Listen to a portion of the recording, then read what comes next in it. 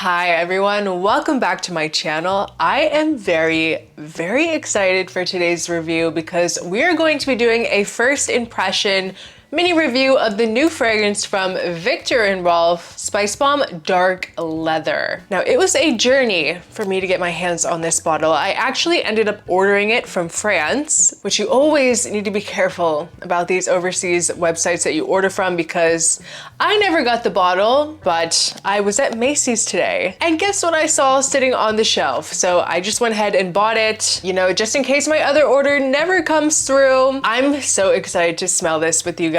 You have no idea. I am a huge fan of Spicebomb, especially Spicebomb Extreme. This is actually one of the first men's designer fragrances that I really came to love, and especially when I was first starting out my fragrance journey. So this is a very special fragrance to me. I know that I haven't been speaking about this fragrance so much lately just because we're in summer, but believe it or not, this fragrance, Spicebomb Extreme, actually works very well in the Miami weather, like Miami heat. I mean, I don't want to say summer because in Miami it's hot all year round basically. And this fragrance actually works pretty well in the heat. So it's definitely one of those winter scents that you think are only meant for super cold weather that actually works pretty well in the hotter weather. So that aside, I am so excited, so excited to try the new Spicebomb Dark Leather. I feel like there's been a lot of, Spicebomb flankers out there that are okay, they are good, but none of them have really garnered the hype that Spicebomb Extreme has had. They haven't been as impactful as Spicebomb Extreme. So I don't know if this new Dark Leather is going to be any different.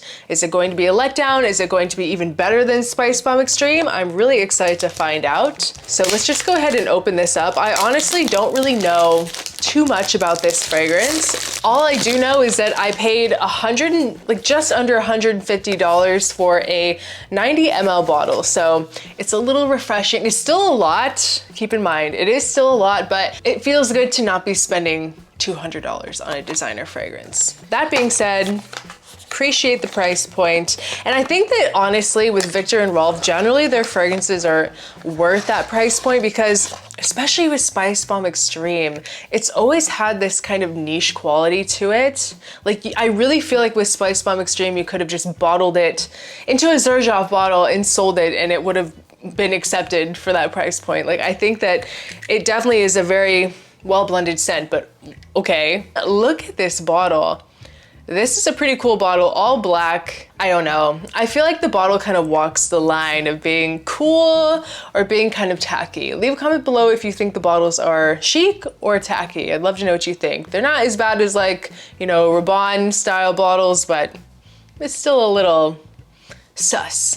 So like I said, I don't really know anything about this fragrance. I do know some notes that we are getting with the Spicebomb Dark Leather is going to be nutmeg with cinnamon, black pepper, of course, classic Spicebomb. I believe this has frankincense, tobacco, and a black leather note. Now, whatever that means, I have no idea, but let's go ahead and smell it.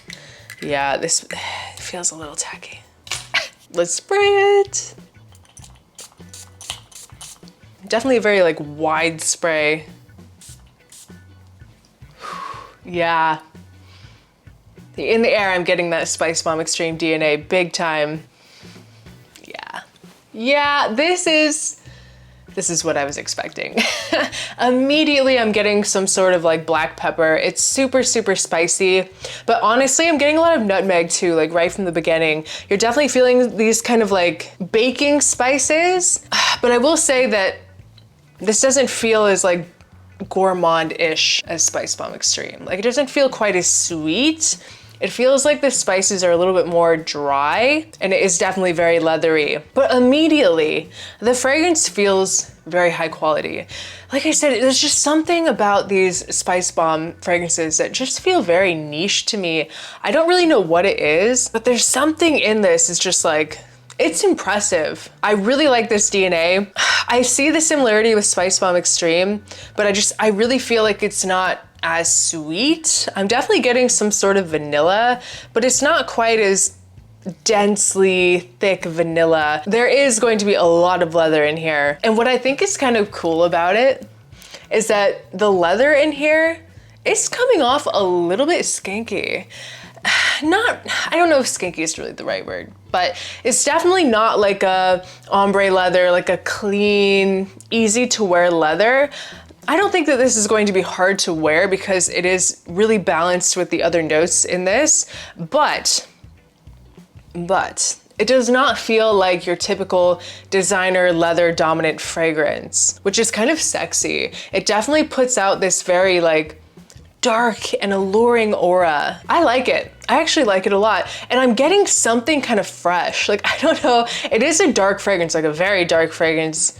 Definitely the perfect time to be releasing this. You know, it's gonna be perfect for the fall and for the winter. Maybe even a little more winter fall appropriate than Spicebomb Extreme. I don't know if this would really work in Miami, but there is definitely some sort of like vanillic quality here. Along with that kind of like frankincense vibe, I do get something a little resinous. It's not really like forwardly smoky. I don't really get anything too smoky from this.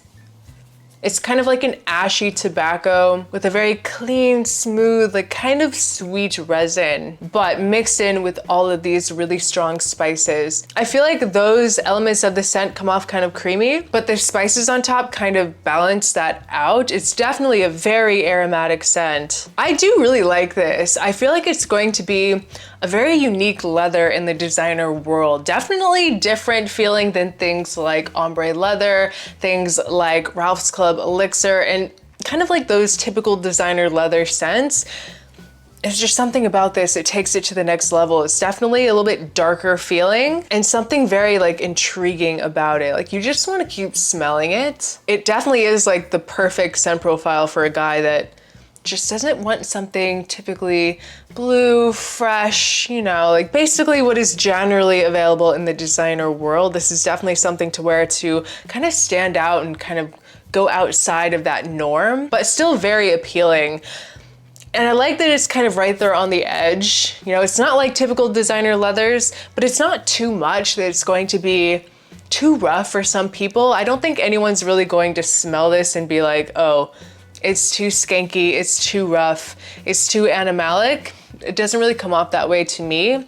It's definitely a very wearable leather, but not typical. A little more challenging, but not in that kind of niche level, if that makes sense. Now that it's kind of settling, I'm actually getting a lot more of this tobacco. And yeah, it's still like a very dry tobacco, maybe a little bit green too. It's not necessarily like a fully embodied tobacco. It's really not that dense in the scent, but in the mid it's really coming out more and the spices are kind of toning down. And I'm a little bit concerned because honestly, even on the strip now, it's starting to kind of dissipate a little bit. Like it feels 50% as strong as it was when I first sprayed it. That's a little bit concerning. So I really have no idea how this is going to perform. It's really crazy. If this doesn't last a long time, I'm going to be very shocked because just the scent profile in general is something that's supposed to be like beast mode, and Spicebomb Extreme has good performance as well. So it'd be kind of weird if it takes a hit on that side of things, on the performance.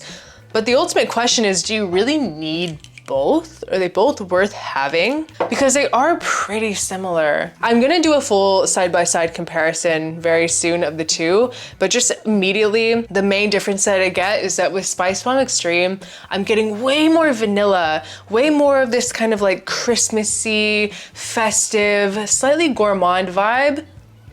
Versus in the dark leather, wow, yeah, it's so much lighter than the Spicebomb Extreme on the strip. I haven't worn this on the skin yet, but it's so much lighter on the strip. I'm just getting at this point in the dry down, I'm just getting some tobacco, with a little bit of a leather, like even the leather is lightened up a little bit, and a minimal spice. Wow, it went away so fast. And the Spicebomb, I sprayed this before I even started the video and it's still going really strong. Wow, that's crazy. I'm gonna keep testing it out, and then when I do the side-by-side comparison video, I'll, you know, go more into depth if you really need both or which one would be best for you. But overall, the first impression, like in the differences that I get, is that the dark leather is going to be a little bit more dry, a little bit less sweet, versus the Spicebomb Extreme is going to feel a little bit more vanillic, a little more like sexy, cozy. I mean, this is sexy too, but in a different way, more like a dark masculine way. This is more of like a cozy, sexy, like the type of scent that's going to make women drool because it's kind of edible.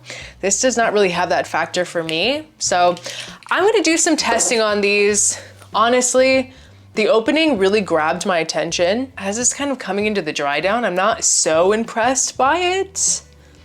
Oh, it's so sad when that happens, right? When they sell you on that opening and then in the dry down, mid and dry down, it's just kind of like, eh. Hate it when that happens, but I'm gonna keep testing it out. I'm going to wear this a few times, really get a feel and the read on the performance of this because I'm really not sure at all. I have heard some rumors that it's not going to be the best performing. We're gonna find out, but so far, I give it like a solid 7.5. I think it's a good scent. I like the Spicebomb DNA in here, and I love the quality that Viktor and Rolf puts out, but if this doesn't last very long, I would just recommend going with the Extreme, especially if your motive is to attract ladies. I feel like women are going to like this scent profile better, but who knows? We'll see. Maybe we'll even do a street battle with the two. We'll see what happens in the future, but that was just my first impression review of the new fragrance from Viktor and Rolf, Spicebomb Dark Leather. Definitely very interested to test this one out, see where things go, but thank you so much for watching. Leave a comment below if you've tried the new Spicebomb Dark Leather. Are you interested in it? Are you a fan of Spicebomb Extreme? I would love to know what you think, so please make sure to leave a comment down below. I appreciate each and every one of you so much, and I will see you guys next time. Bye.